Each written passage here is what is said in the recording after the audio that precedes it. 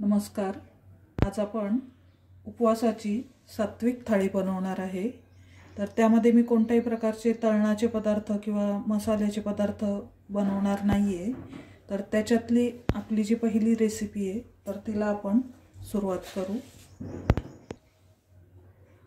मी इथे अर्धी वाटी भगर घेतलेली आहे आणि ती मी 15 ते 20 मिनिटं पाण्यात भिजवून ठेवली होती।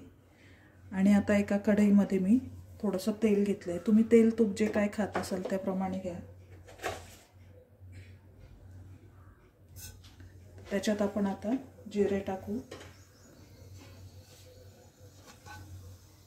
जिरे थोडेसे तडतडू देऊ। जिरे तडतडले तर आता आपण त्याच्यामध्ये अर्धी वाटी मी भगर घेतली होती तर 1.5 वाटी मी पाणी घेणार।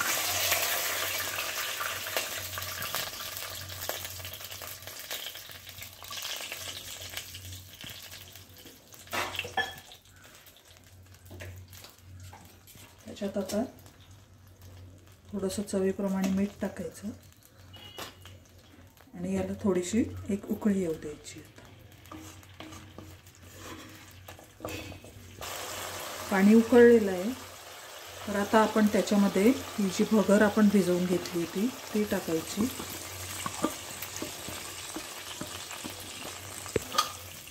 व्यवस्थित मिक्स करायची आणि याला परत एकदा नीट उकळी आली की गॅस बारीक करून एक 10 ते 15 मिनिटं ही होऊ द्यायची, शिजू द्यायची व्यवस्थित।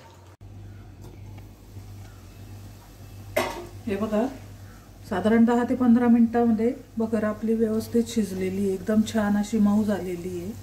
आमच्याकडे थोडीशी मऊ शिजलेली भगर आवडते म्हणून मी या पद्धतीने केली। तुमच्याकडे जर थोडी मोकळी भगर आवडत असेल तर तुम्ही थोडं कमी पाणी टाका। मी अर्धी वाटीला 1.5 वाटी म्हणजे 3 पट पाणी टाकलेलं होतं। आणि हे जे मी सगळं रेसिपींचं प्रमाण सांगते तर ते 2 थाळी करता एकदम योग्य आहे।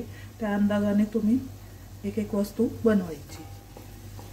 तर आता ही आपण बाजूला ठेवू आणि पुढची रेसिपी करायला घेऊ। आता आपण उपवासाची बटाट्याची भाजी बनवणार आहे। तर त्याच्याकरता मी इथे थोडं 1-1.5 चमचा तेल तापायला ठेवलं आहे। त्याच्यामध्ये आता आपण जिरे टाकणार आहे।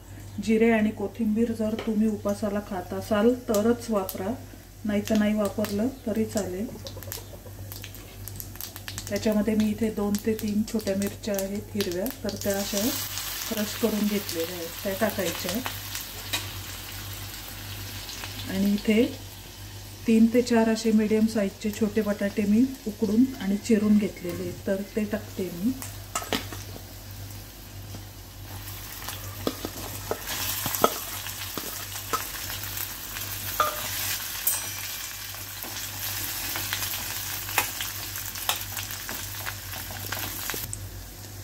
थोडंसं मीठ टाकायचं आणि थोडीशी कोथिंबीर आहे तर ती टाकून व्यवस्थित मिक्स करून घ्यायचं।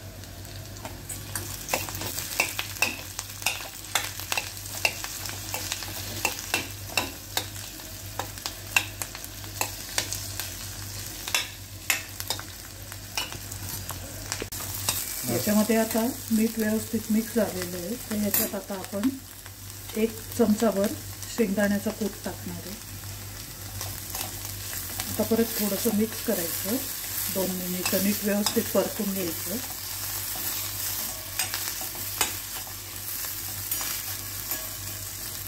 आणि आता आपली बटाट्याची जी भाजी आहे तर ती तयार आहे।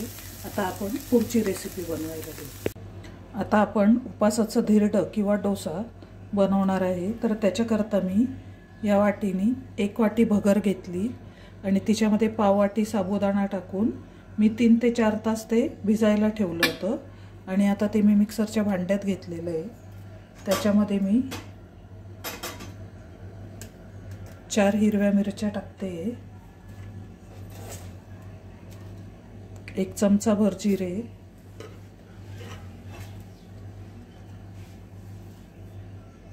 थोडीशी कोथिंबीर आहे, 3 ते 4 छोटे चमचे शेंगदाण्याचा कूट आहे आणि अर्धा बटाटा घेतलेला आहे मी उकडलेला, तर तो टाकणार आहे। याच्याने छान मऊ होतात ते धिरडे।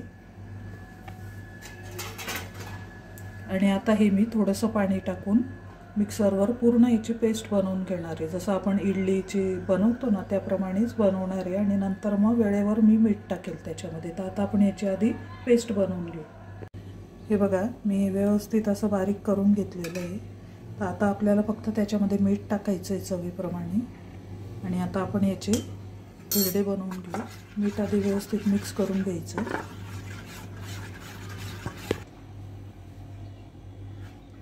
ते आपण याला तेल लावून घेऊ थोडं.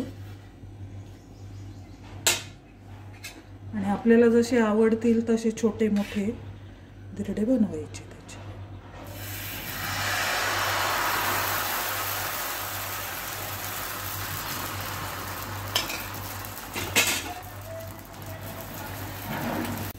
हे बघा हे उलटवून घेतलंय मी. आता दुसऱ्या बाजूने पण आपण ते व्यवस्थित होऊ देऊ. धिरडं आहे तर हे आता तयार झालेलं आहे. हे आता आपण काढून घेऊ. हे बघा किती छान असं क्रिस्पी आणि थोडंसं मऊ असं तयार झालेलं आहे. आता पुढचं पण आपण असंच एक बनवून घेऊ. हे बघा हे पण एक तयार झालं आहे. आता मी तुम्हाला हे 2 बनवून दाखवले. तर मी जे प्रमाण सांगितलं आहे तुम्हाला तर त्याच्यामध्ये साधारण 4 ते 5 धिरडे तयार होतात. त्या अंदाजाने तुम्ही किती बनवायचे तसे बनवू शकतात. आता आपण पुढची रेसिपी बनवू. आता आपण शेंगदाण्याची आमटी बनवायला घेऊ. ही आमटीची पद्धत मी माझ्या पद्धतीने तुम्हाला सांगणार आहे. तुम्ही कशी बनवत असाल तर एकदा या पद्धतीने पण तुम्ही बनवून बघा. खूप छान होते, चटकमटक एकदम आमटी तयार होते ही. तर त्याच्याकरता मी अर्धी वाटी शेंगदाणे घेतलेले भाजलेले.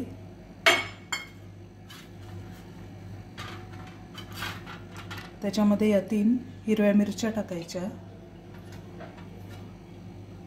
थोडीशी कोथिंबीर घेते मी. आता इथे एक लक्षात घ्यायचं की कोथिंबीर आणि जिरे तुम्ही खात असाल उपासाला तर घ्या, खात नसाल तर नका घेऊ, स्किप करा तुम्ही. आणि थोडेसे जिरे टाकते मी. आणि हे आता आपण थोडंसं पाणी टाकून मिक्सरला याची पेस्ट बनवून घेऊ. मी बनवून घेतलेली आहे. थोडंसं पाणी टाकून एकदम बारीक पेस्ट केलेली आहे. तर आता आपण याला फोडणी देऊन घेऊ. तर इथे मी थोडं 2 चमचे तेल टाकलं आहे. त्याच्यामध्ये मी जिरे टाकते. जर तुम्ही उपासाला कढीपत्ता खात असाल तर तुम्ही इथे कढीपत्ता टाकू शकता. जिरे तडतडले मी की मग आपण त्याच्यामध्ये ही जी पेस्ट आहे ती टाकायची.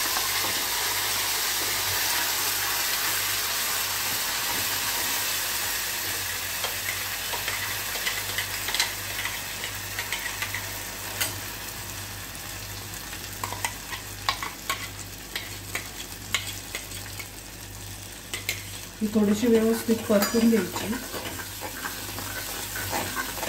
शेंगदाणे तसे आपण भाजलेले त्याच्यामुळे खूप काही परतायची गरज नाही.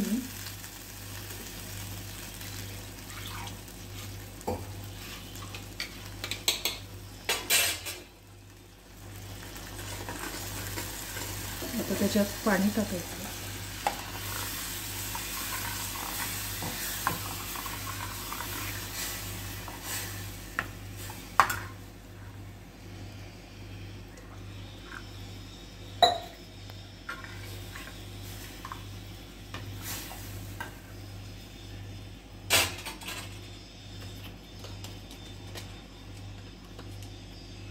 चवीप्रमाणे मीठ टाकायचं.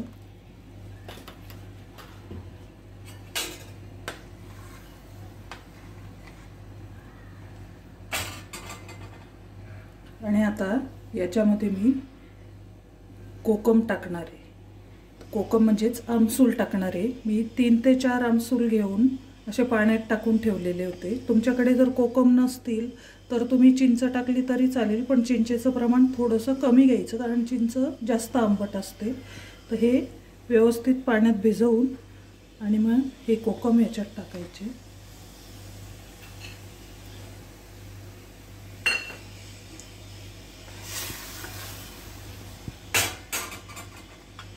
आणि त्याच्यात एक गुळाचा जो खडा आहे तर तो टाकते मी.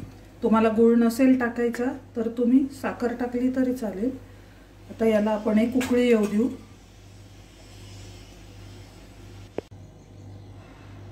आपली आमटी आता उकळून झालेली आहे. तिच्यात आता थोडीशी कोथिंबीर टाकायची. या पद्धतीने ही आमटी तुम्ही नक्की करून बघा, खूप छान लागते, आंबट गोड तिखट अशी. आता आपण पुढची रेसिपी करायला घेऊ. आता आपण साबुदाण्याची खीर बनवून घेऊ. सगळेच जण साबुदाण्याची खीर बनवतात, पण मी थोडीशी वेगळी पद्धत दाखवणार आहे. तर मी इथे अर्धा लिटर दूध आधी उकळवायला ठेवलेलं आहे एकीकडे, आणि आता आपण हे दुसऱ्या गॅसवर ठेवून इथे मी 1 ते 1.5 चमचा तूप, आपलं जे साजूक तूप असतं ते गरम केलेलं आहे. त्याच्यात थोडेसे ड्रायफ्रूट आहेत तर ते टाकायचे, ते थोडेसे परतून घ्यायचे.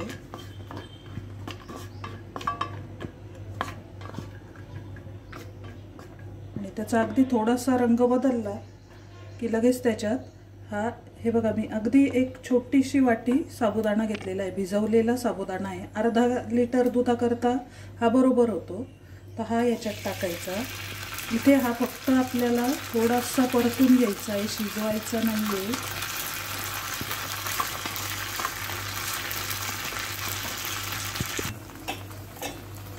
आता हा आपण या दुधामध्ये टाकायचा. मी सर्व जी प्रोसेस आहे ती तुम्हाला थोडीशी स्पीडली सांगते, कारण आपल्याला थाळी बनवायची आहे आणि सगळ्या रेसिपी जर मी दाखवत राहिले तर वेळ लागतो, व्हिडिओ मोठा होतो, म्हणून मी थोडं स्पीडमध्ये सांगते. आता हे उकळतं आहे. साबुदाणा शिजायला लागला की बरोबर वरती यायला लागतो. आता आपण त्याच्यामध्ये थोडेसे अगदी बेदाणे किंवा चारोळी ती टाकू, आणि आता याला मध्यम आचेवरती 5 मिनिटं शिजू द्यायचं आहे आपल्याला. हे बघा, 5 मिनिटं मी छान अजून खीर उकळू दिलेली आहे. तर आता आपण जेवढा साबुदाणा ज्या वाटीने टाकला होता तेवढीच आता मी याच्यात साखर टाकते. साखर टाकल्यावरती परत त्याला पाणी सुटणार आहे. तर परत आपण याला 10 मिनिटं छान उकळू द्यायचं आहे मीडियम गॅसवरती. आणि आपल्या ज्या चॅनेलवरती कढीपत्ता किचनवरती अजून काही उपासाच्या रेसिपी आहेत, त्याची मी लिंक डिस्क्रिप्शनमध्ये देणार आहे, तर त्याही तुम्ही पाहू शकतात उपासाकरता. हे बघा, ही छान आता उकळलेली आहे. तर याच्यामध्ये मी आता थोडीशी वेलचीची पावडर टाकते. इथे तुम्हाला जर जास्त साबुदाणा आवडत असेल तर तुम्ही टाकू शकता. आणि मी हे जे सगळं काही वस्तूंचं जे प्रमाण सांगते तर त्याच्यामध्ये 2 थाळी एकदम आरामात तयार होतात. आणि ही आता मी बंद करणार आहे गॅस या खीरचा, कारण ही थंड झाल्यावरती अजून थोडीशी घट्ट होणार आहे. आत्ताच बघा किती छान एकदम घट्ट झालेली आहे. आणि तुम्ही पाहिजे तर गरम किंवा फ्रीजमध्ये ठेवून थंड करून पण खाऊ शकता. तर तयार आहे आपली ही उपवासाची एकदम सात्विक अशी थाळी आहे. याच्यात कोणतेही मसाल्याचे किंवा फ्राय केलेले कोणतेही पदार्थ नाही आहेत. तर याच्यामध्ये बघा मी काय काय ठेवलेलं आहे. इथे भगर आहे, ही आमटी आहे, इथे खीर आहे, इथे आहे आपलं धिरडं, ही बटाट्याची भाजी आहे, ही चटणी आहे, आणि हे दही आहे.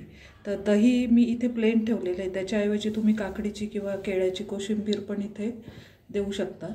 आणि इथे मी उपवासाचे जे मुठी आहेत तर ते दिलेले आहेत इथे. तर याची मी रेसिपी या व्हिडिओमध्ये टाकलेली नाही तर व्हिडिओ मोठा होऊन जाईल. तर याची मी लिंक तुम्हाला डिस्क्रिप्शनमध्ये टाकते. तर या रेसिपीचा व्हिडिओ आपण ऑलरेडी टाकलेला आहे, तर तिथे जाऊन तुम्ही बघू शकतात. अजूनही आपल्या व्हिडिओवरती वेगवेगळ्या उपासाच्या रेसिपी आहेत. त्याच्यात एक उपासाचा आलू चाट म्हणून मुलांना आवडणारी एकदम छान रेसिपी आहे, तर ती पण तुम्ही बनवू शकतात.